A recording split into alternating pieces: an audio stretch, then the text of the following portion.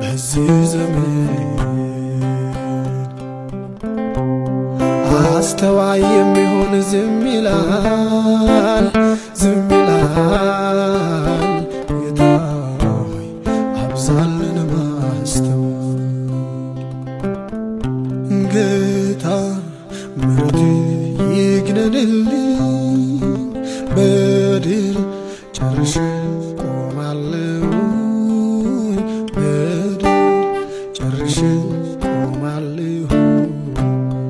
ጌታ ምሕረት ይግነንልኝ በድል ጨርሼ ቆማለሁ በድል ጨርሼ ቆማለሁ።